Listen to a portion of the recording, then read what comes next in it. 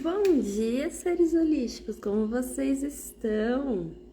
Hoje é domingo e cá estamos para mais um dia de autocuidado, para a gente pensar sobre o ato de se cuidar, para a gente pensar sobre esse cuidado com nós mesmos, que na verdade está nos falando sobre o carinho com nós mesmos, sobre pensar e refletir a partir das nossas experiências, das nossas escolhas, de modo a não ser refém do que nós pensamos e sentimos, mas sim que a gente esteja em constante evolução a partir disso.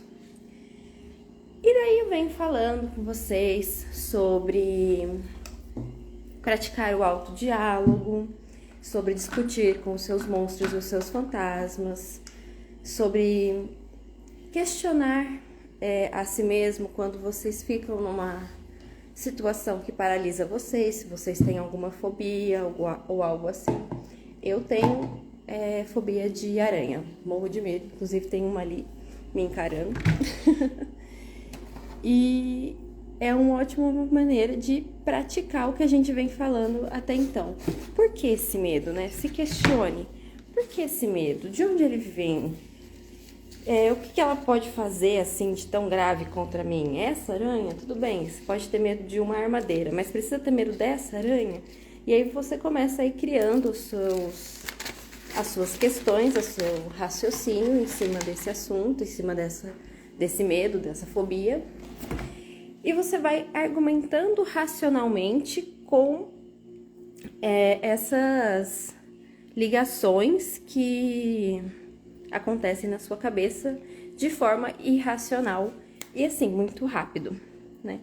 Então, eu vou falar um pouquinho hoje sobre algumas perguntas que você pode estar se fazendo nessa conversa com você mesmo.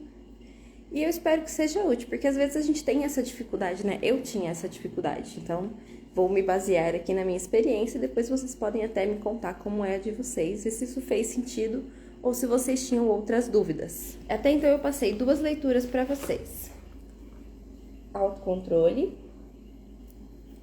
e lidere sua mente.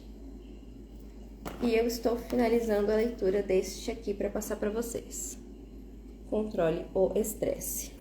Vou ler para vocês aqui, porque aqui ele traz algumas formas de você falar com você mesmo. Quando a gente pensa, então, em autodiálogo, a gente vai pensar em 2 cenários, em 2 formas de discussão com você mesmo, de fazer esse autodiálogo. Você pode, mais ou menos, sentar com seus medos na mesa, com seus fantasmas e confrontá-los, questioná-los, entendê-los, entender qual é a raiz desse problema, entender por que você se sente desse jeito diante daquela situação ou daquela outra situação. E você vai conduzindo esse diálogo, criando uma estrutura lógica na sua cabeça para que você não se sinta paralisado quando essa situação aparecer novamente. A primeira coisa que nós temos que perguntar é se você é o protagonista da sua história ou se você se rende às situações da vida, né? Você ocupa o centro do palco ou prefere ficar na plateia? Quando a gente fala de autodiálogo, não é algo que a gente observa, é algo do qual a gente participa ativamente. Então, é isso que eu falo para vocês, que autocuidado, a arte de cuidar-se, ela depende de nós sermos ativos nas ações em busca da qualidade de vida, em busca da saúde. Então, a gente tem que se colocar ativamente, como se colocar no centro do palco, como se colocar como protagonista da sua história, que é o que você é. Então, comecem a se questionar sobre como vocês deixam os acontecimentos influenciarem nos seus dias.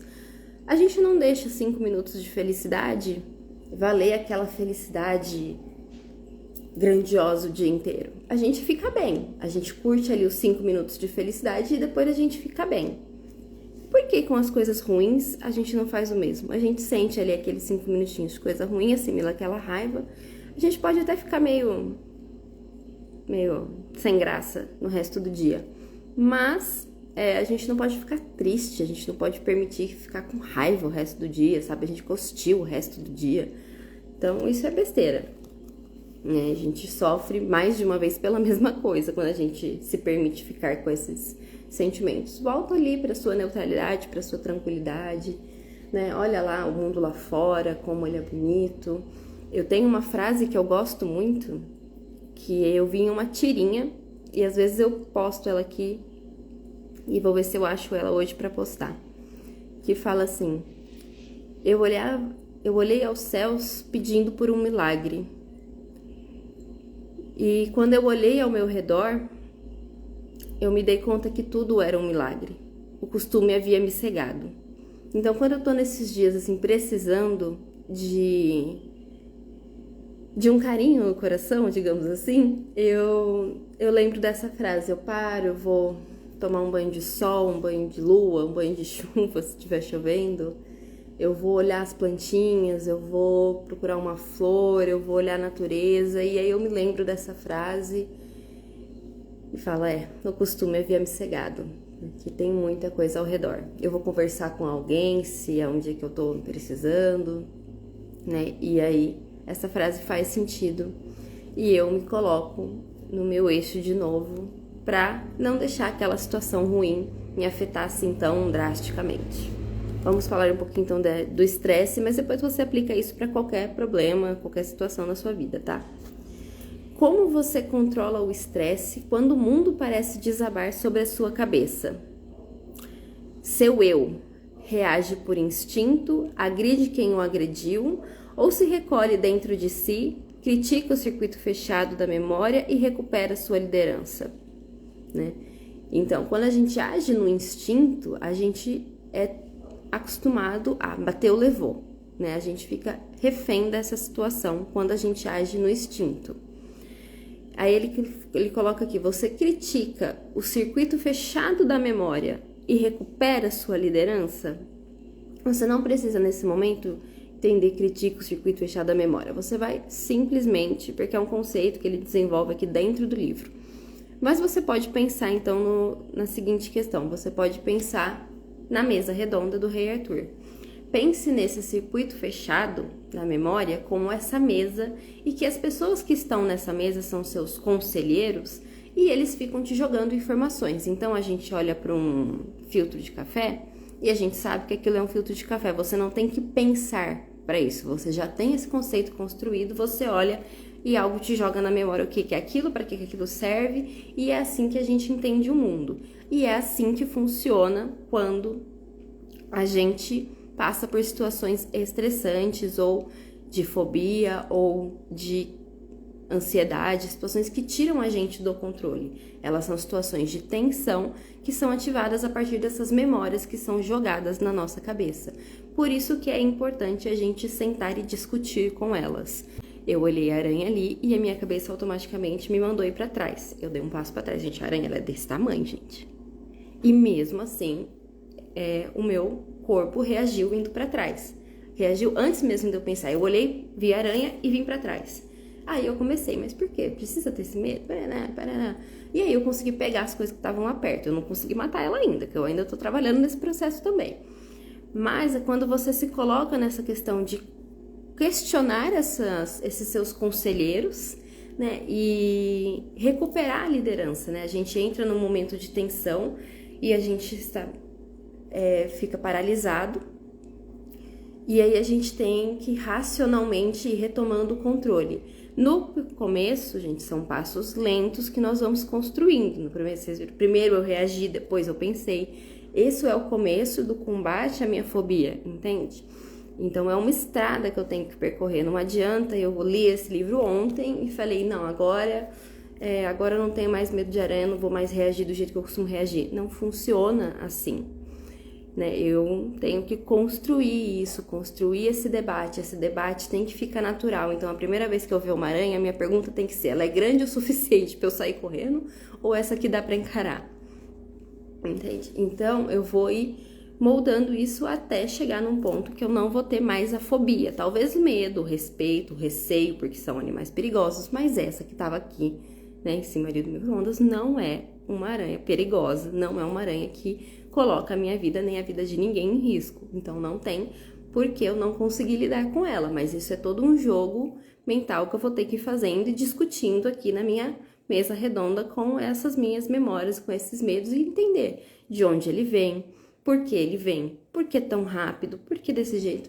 E eu tenho que questionar, mas como isso é ativado? É só ver a aranha? Os nossos debates, nós fazemos em silêncio, né, dentro da nossa cabeça, e uma bateria de perguntas, né, de onde, por quê, como, quando, quais os fundamentos, vale a pena? Esse é o caminho? Então a gente tem que ir construindo uma história, entendendo por que a nossa mente funciona desse jeito, e a gente tem que construir esses cenários de forma racional, até pra gente treinar a nossa cabeça a fazer isso diante de todas as situações, diante de uma crise de ansiedade, diante de uma depressão, diante de uma crise de pânico, diante da dependência de drogas, diante de alcoolismo, diante de fobias, diante de medos, diante de traumas, né? Isso vai se aplicar para todas essas questões na nossa vida. Então você tem que perguntar, qual é a lógica desse medo? Qual é a lógica dessa fobia? Qual a lógica desse pânico? Quando começou? Por que começou? Por que sou escravo desse medo? Mas por que eu me deixo levar por essas situações? Eu exijo ser livre, né? E aí você começa a fazer essa discussão, tá? Aqui eu tô fazendo ela em voz alta, mas isso aqui tem que acontecer aqui dentro. Mas você precisa confrontar essas situações e esses medos que te deixam desconfortável. E você tem que prezar pela sua liberdade. Você tem que tomar as rédeas e assumir o controle de você aqui dentro, né? Que é onde nós onde nós não devemos nos calar nem aceitar nenhum tipo de situação que nos roube a liberdade, né? Então, aqui dentro, primeiro, e como reflexo lá fora. Porque a gente vê muito o contrário, né? As pessoas não têm domínio nenhum da própria mente, mas ganham o mundo. São aquelas pessoas que a gente vê que são super famosas, super bem-sucedidas, mas se afundam em drogas. Não são pessoas felizes, você vê que aquele sorriso é forçado, você vê que aquela situação não é o ideal para ela, né? Então, nós temos que ser ricos, milionários no teatro da mente, da nossa mente, né? Nós temos que ser os líderes, os CEOs, né? Os donos da nossa mente. E aprender a lidar com ela a partir dessas questões que eu falei com vocês aqui, né, para nos livrarmos dos nossos bloqueios, das nossas frustrações, das nossas crises, das nossas perturbações. Tudo isso nos trava, né, essas tensões, elas nos travam diante da vida e, por consequência, elas bloqueiam os nossos sonhos, os nossos projetos, o nosso brilho, elas bloqueiam toda a nossa lucidez, elas impedem que a gente organize um raciocínio. Então é por isso que é importante você forçar essa organização nesses primeiros momentos até que fique natural. Uma situação de tensão, onde, por quê, o que ativa, quando começou, tem fundamento, isso vale a pena, tarana, e você vai construindo essa linha de raciocínio. Você não vai ter que fazer isso uma vez. Você vai precisar fazer isso meses, até que isso fique automático, até que você consiga conversar e dialogar com você mesmo de uma forma que funcione, de uma forma que te traga de volta a liberdade e o controle diante dessas situações que nos balançam a lucidez. Gente, hoje era isso que eu queria falar com vocês, queria trazer para vocês sobre como começar a fazer essa reflexão. Além dessa opção de debate, a gente também tem o confronto, Quando nós estamos falando aqui de memórias que a gente pode reeditar e ressignificar, né? Então, você vai, diante de uma situação crítica, encontrar a historinha e reestruturá-la. Precisa, vale a pena, é isso mesmo? Qual que é o fundamento, que base? E aí, com argumentos lógicos, você vai e se convencendo a mudar essas memórias que são jogadas assim para você tão rápido. Existem algumas memórias que elas não podem ser apagadas, essas que são mais traumáticas geralmente. Elas podem apenas ser reeditadas. Então, por exemplo, um caso de fobia, um caso de dependência de droga, elas não são memórias que são apagadas, elas são memórias que são editadas.